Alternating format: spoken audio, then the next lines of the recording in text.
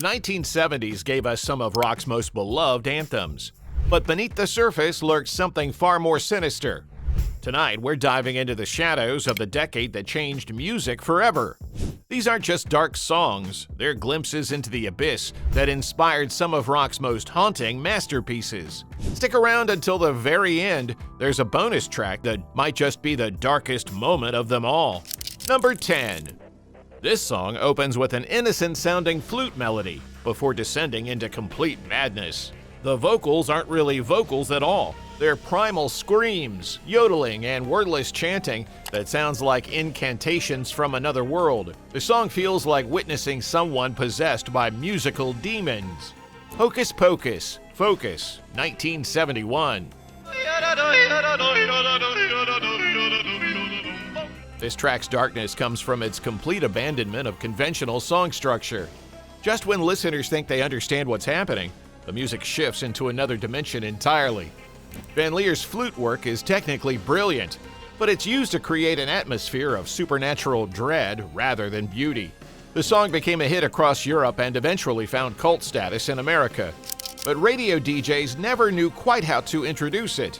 How do you explain a song that sounds like classical music, heavy rock, and a cult ritual all at once? The band's name itself suggests magical practices, and Hocus Pocus delivers on that promise with music that feels genuinely otherworldly.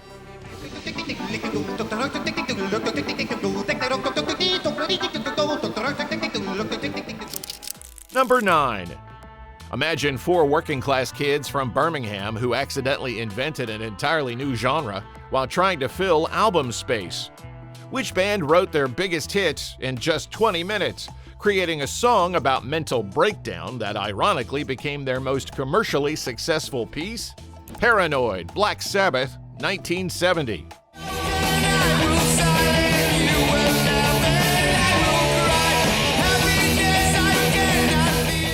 Black Sabbath's Paranoid wasn't just heavy, it was a descent into madness set to music. Written in just 20 minutes to fill space on their second album, this track became their only top 10 hit in the UK.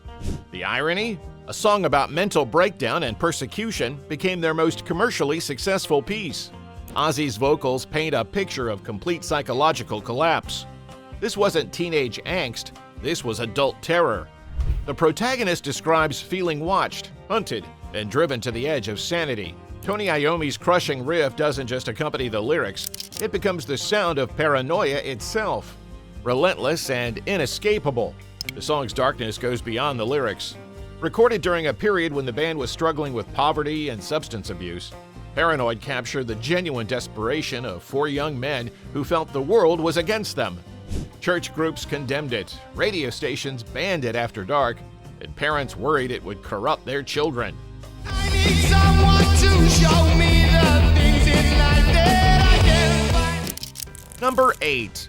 Here's a track that originally emerged in 1968 but became a defining song of the early 70s through constant radio play and cultural impact. This 17-minute epic transformed a simple love song into something far more sinister through sheer repetition and volume. In-A-Gadda-Da-Vida, Iron Butterfly, 1968, 1970s.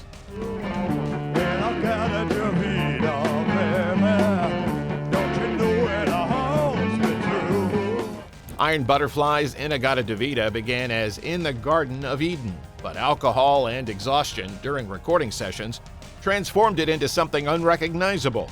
The slurred title became the song's hypnotic mantra, repeated until it lost all meaning and became pure sound. The song's darkness lies in its relentless, almost ritualistic structure. Doug Ingles' organ work creates an atmosphere of religious ceremony gone wrong, while Ron Bushy's legendary drum solo pounds like tribal warfare. The track doesn't build to a climax, it creates a trance state that traps listeners in its endless cycles. What made this particularly unsettling was its popularity. Radio stations played the full 17-minute version, meaning audiences would find themselves locked into this hypnotic journey whether they wanted to be or not. The song became a test of endurance, a musical marathon that separated casual listeners from true believers. The track's influence on heavy music cannot be overstated. It proved that rock songs could be epics. that repetition could be hypnotic rather than boring, and that volume and intensity could create genuine altered states of consciousness.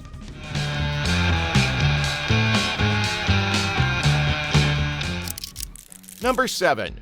Consider a band known for pushing boundaries, whose charismatic frontman recorded what would become his final studio vocals with the weight of mortality hanging over every whispered word. Which LA group created this atmospheric masterpiece that feels like a ghost story told during a thunderstorm? Riders on the Storm, The Doors, 1971.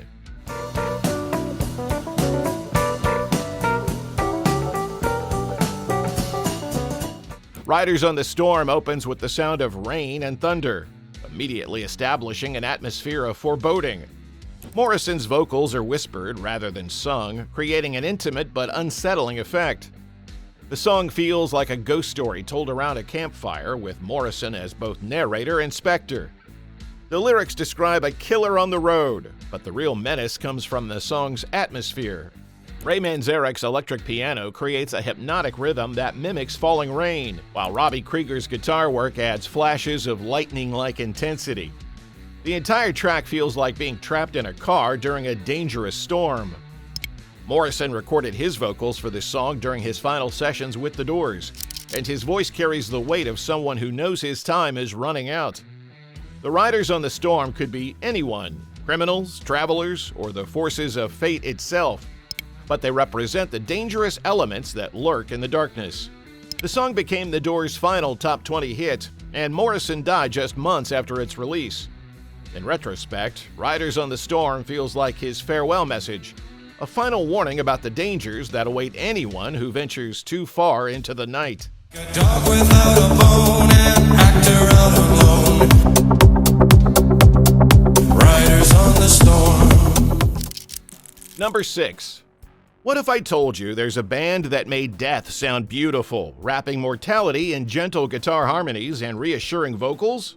Which mysterious group created the most elegant meditation on dying ever recorded, complete with the most famous cowbell in rock history? Don't Fear the Reaper, Blue Öyster Cult, 1976.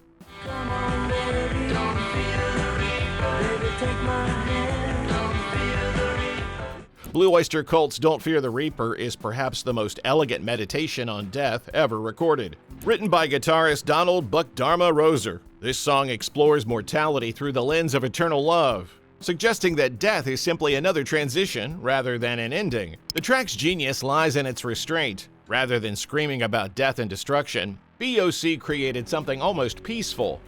The interweaving guitar lines create a hypnotic effect, while Eric Bloom's vocals remain calm and reassuring, even as he sings about the inevitability of death. The song presents death not as something to be feared, but as a natural part of existence.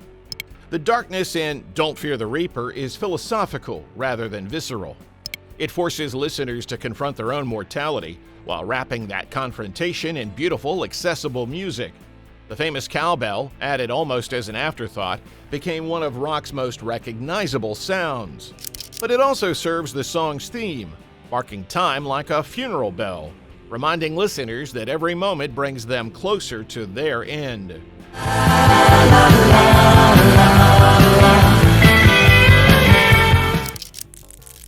Number 5. Here's a track that emerged from one of cinema's darkest films.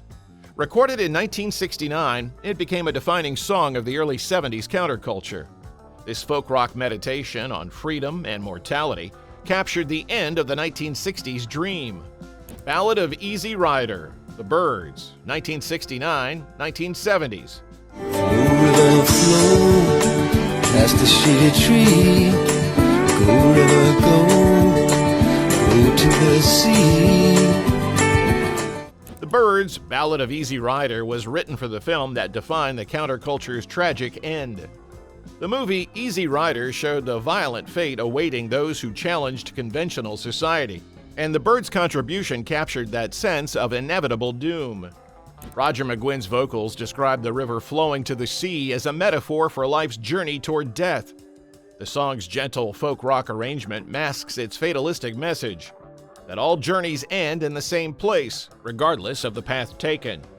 The Easy Rider isn't just a motorcycle traveler, but anyone seeking freedom in a world that punishes nonconformity. The song's darkness comes from its resigned acceptance of tragedy. Unlike protest songs that call for change, Ballad of Easy Rider suggests that those who challenge the system will inevitably be destroyed by it. The river flows to the sea not by choice but by natural law, just as rebels flow toward their own destruction. The Byrds recorded this during their country rock period, when the band was exploring more traditional American musical forms. The song's folk influences make its dark message even more unsettling. It sounds like a traditional ballad about inevitable fate, the kind of song that might have been sung for centuries about different kinds of doomed travelers. She may plead, she may argue with her logic, and mention all the things I lose. Number 4. What's the most beloved rock song ever recorded that millions of fans sing along to without realizing they're participating in a cult philosophy? Which British band's mystical masterpiece draws from practices that would have horrified the very Christians who embraced its seemingly spiritual message? Stairway to Heaven, Led Zeppelin, 1971. And she's buying Stairway to Heaven. Led Zeppelin's Stairway to Heaven stands as perhaps the most beloved rock song ever recorded. But its darkness lies not in the narrative, but in what inspired it. The song draws heavily from occult philosophy and esoteric traditions that fascinated Robert Plant and Jimmy Page during this period. Page had become deeply interested in the writings of Aleister Crowley and had even purchased Crowley's former home, Boleskine House, on the shores of Loch Ness. Page's interest in Crowley and other occult figures influenced the song's symbolic language, creating a mystical landscape that borrows from both Celtic mythology and modern magical practice. The song's structure mirrors an occult ritual, building from quiet meditation to ecstatic revelation. Plant's lyrics were written in a stream of consciousness style, often while sitting by a fire at Headley Grange. He later described the experience as channeling something beyond his conscious mind. What makes this particularly unsettling is how effectively the song disguised these themes. Millions of listeners found spiritual meaning in Plant's words without recognizing their occult origins, making it one of popular music's most successful pieces of esoteric propaganda. Dear lady, can you hear the whistle? Number 3. Envision a theatrical masterpiece that redefined what popular music could be, combining 3 different musical styles to tell the story of a man's complete psychological breakdown. Which flamboyant British band created this 6-minute journey through guilt, madness, and supernatural judgment? Bohemian Rhapsody, Queen, 1975. Open your eyes, look up to the skies and see. Queen's Bohemian Rhapsody combined opera, rock, and ballad styles into a 6-minute journey that defied radio conventions. Freddie Mercury's theatrical vocals and the band's ambitious arrangements made it feel like a grand statement about artistic freedom. But Mercury never fully explained the song's meaning. The song's structure suggests a man's psychological breakdown, following a confession of murder. The gentle opening becomes an operatic trial scene, followed by a hard rock explosion of guilt and defiance. The narrator moves from remorse to rage to resignation, taking listeners through the complete emotional arc of someone confronting their own capacity for violence. The operatic section creates a supernatural courtroom where the narrator faces judgment from both divine and demonic forces. It's simultaneously silly and terrifying, reflecting the human tendency to turn serious matters into performance. Mercury's personal struggles with identity and sexuality may have influenced the song's themes of confession and judgment. At a time when he was still largely closeted, the song became a way to explore feelings of guilt and difference through metaphor and fantasy. Sent shivers down my spine, body's aching all the time. Number 2. Think about a luxurious destination that becomes a beautiful trap, where checking out is impossible, and the American dream reveals itself as an elaborate prison. Which band transformed their criticism of the music industry into one of rock's most enduring gothic horror stories? Hotel California, Eagles, 1976. Any time of year, you can find it here. The Eagles created one of rock's most enduring mysteries with Hotel California. Its intricate guitar work and Don Henley's evocative vocals painted a picture of a luxurious but sinister destination where travelers found themselves trapped despite their desire to leave. The song addresses the greed and hedonism of the music industry in the 1970s, dealing with issues of drugs, money, and excess. The hotel becomes a trap for anyone seeking the American dream, particularly artists who traded their integrity for commercial success. The song's power comes from how it transforms industry criticism into gothic horror. The luxury masks spiritual emptiness. The party conceals desperation, and the apparent freedom reveals itself as elaborate imprisonment. The famous final lines about checking out but never leaving capture something profound about addiction, whether to drugs, fame, or lifestyle choices that seem appealing but become inescapable. The Eagles were drawing from their own experiences in the music business, watching colleagues succumb to the excesses that success made possible. The song suggests that certain kinds of success are actually forms of damnation, beautiful on the surface, but corrupting at their core. Call up the captain, please bring me my wine. Number 1. We return to those Birmingham pioneers one final time, but now for the song that gave them their name and practically invented heavy metal. Which track was recorded in just one take and features a guitar riff that churches once banned for being too unsettling? Black Sabbath. Black Sabbath, 1970. Lame people, they desire. Black Sabbath opens with the sound of rain and church bells, immediately establishing an atmosphere of dread.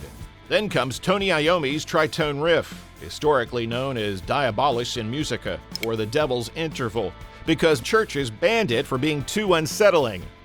Ozzy's vocals tell the story of a man confronted by a supernatural figure. The song reads like a waking nightmare, with the narrator paralyzed by fear as the entity approaches. The slow, crushing tempo makes every moment feel like an eternity of terror. The band wrote this after bassist Geezer Butler had a terrifying vision following his reading of an occult book. Butler woke to see a dark figure standing at the foot of his bed, an experience so disturbing it inspired the song's lyrics. The track wasn't just about horror, it was born from genuine fear. What makes Black Sabbath truly dark is its complete absence of hope. Unlike other songs that find resolution or redemption, this track offers only mounting dread. The figure never explains itself, never leaves. It simply exists as pure malevolence. Bonus. Here's one more track that deserves mention, a song so morbidly realistic that it made listeners question whether rock music had gone too far. This band decided to explore death not as a metaphor or artistic concept, but as a literal, clinical reality. Blood Rock, DOA, 1971. Laying here, looking at the ceiling. Blood Rock's DOA is perhaps the most disturbing song ever to receive radio airplay. The track tells the story of a car crash victim's final moments, narrated from the perspective of someone dying in a hospital emergency room.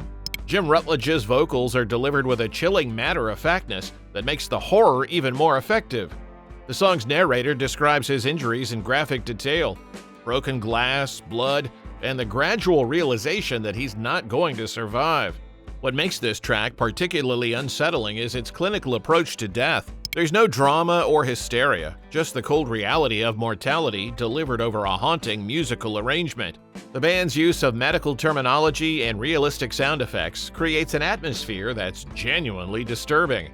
When the narrator finally flatlines, the musical arrangement mirrors his death with a slow fade to silence.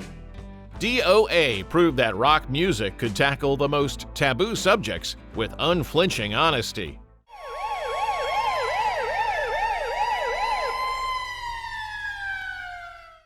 These 10 songs proved that the 70s weren't just about peace, love, and good times. Even in rock's golden age, artists were exploring humanity's darkest corners. If this list gave you chills, wait until you hear what the 1980s had in store.